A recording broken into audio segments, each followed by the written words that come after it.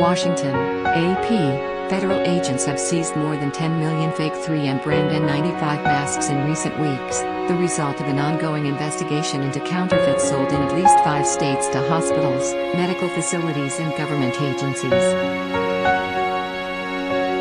The most recent seizures occurred Wednesday when Homeland Security agents intercepted hundreds of thousands of counterfeit 3M masks in an East Coast warehouse that were set to be distributed, officials said.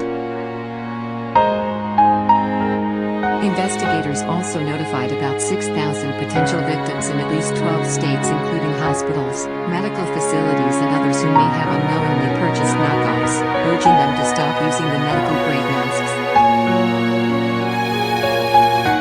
Officials encouraged medical workers and companies to go to 3M's website for tips on how to spot fakes. Not only do they give a false sense of security, how dangerous is the exposed individual without any protective gear? They have no utility whatsoever, Homeland Security Secretary Ali Mayorkas said of the fake masks. The masks do not come through 3M's regular distributors, they come from outside the normal supply chain, officials said.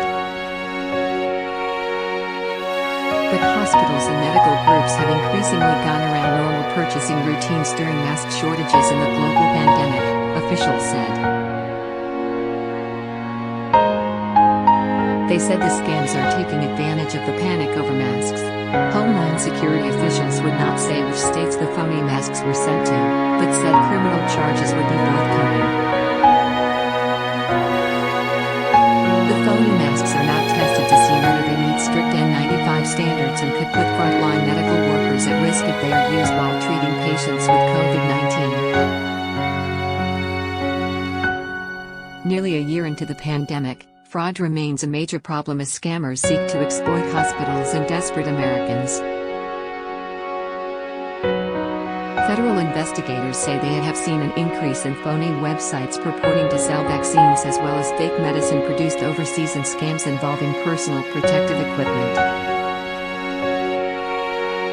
The schemes deliver phony products, unlike earlier in the pandemic when fraudsters focused more on fleecing customers. 3M, based in Maplewood, Minnesota, is among the largest global producers of the N95 mask, which has been approved by the U.S. National Institute for Occupational Safety and Health. It is considered the gold standard in protection against the coronavirus.